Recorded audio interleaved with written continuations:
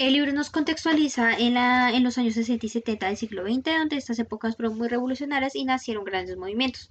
En este contexto se ha afectado mayormente el campo educativo.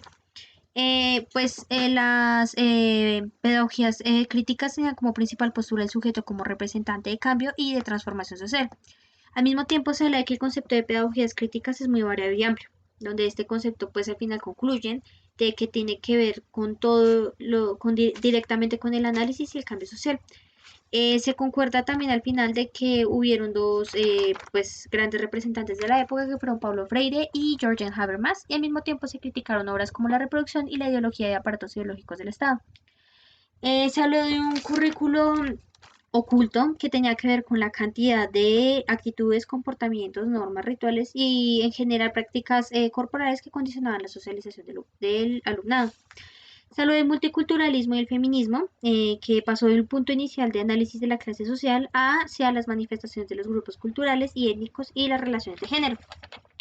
Entre esto está el currículo crítico que cuestionaba la construcción social de la raza y las etnias, así como la cultura masculina y heterosexual. Por otro lado, también se hablaba del profesor como un sujeto que no puede ser visto como técnico y burócrata, sino como una persona comprometida en las actividades de la crítica y el cuestionamiento al servicio del proceso de liberación y emancipación.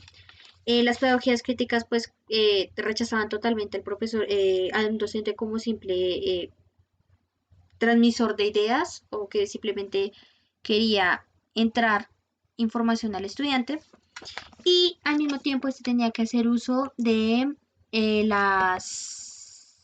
tenía que hacer uso de las tenía que hacer uso del lenguaje de la posibilidad con el de la crítica. Entre estos tenía que haber un desarrollo y una unión, de tal forma que se introducieran cambios y la posibilidad de pronunciarse en contra de las injusticias económicas.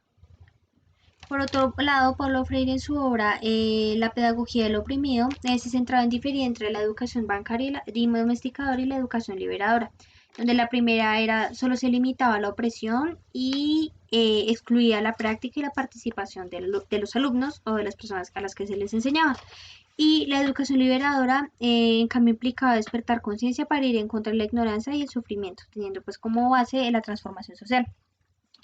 Se hablaba de la Escuela de Frankfurt, que en sí era un grupo de investigadores que se adherían a las teorías de Hegel, Marx y Freud, y cuyo centro estaba constituido en el Instituto de Investigación Social. También se le consideran representantes de la teoría crítica que allí se fundó.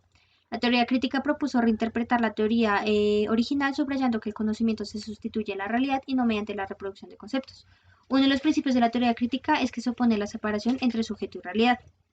Uno de los mayores representantes de la Escuela de Frankfurt fue Jürgen Habermas, que fue un filósofo y sociólogo alemán conocido por sus trabajos en filosofía práctica. Entre sus trabajos, Habermas fue el miembro más eminente en la segunda generación de la Escuela de Frankfurt y uno de los exponentes de la teoría crítica desarrollada en el Instituto de Investigación Social. Entre sus aportaciones está la construcción teórica de la acción comunicativa.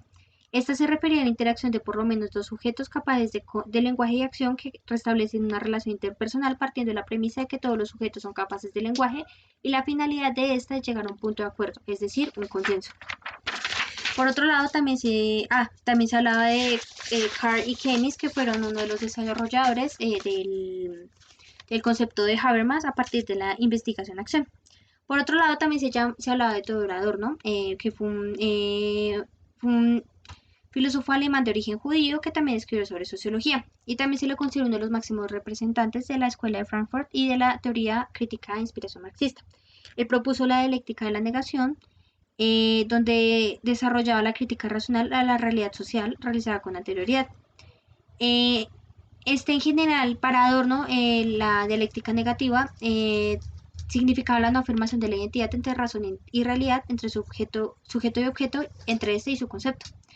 El tema de la negación es el núcleo de la obra de Adorno, y su filosofía es una teoría crítica centrada en la negación. Eh, para él, su filosofía la definía como antisistema y no aceptaba la identidad del concepto con aquello a lo que se refiere. Con los medios de una lógica deductiva rechazaba el principio de unidad y la omnipotencia y superioridad del concepto.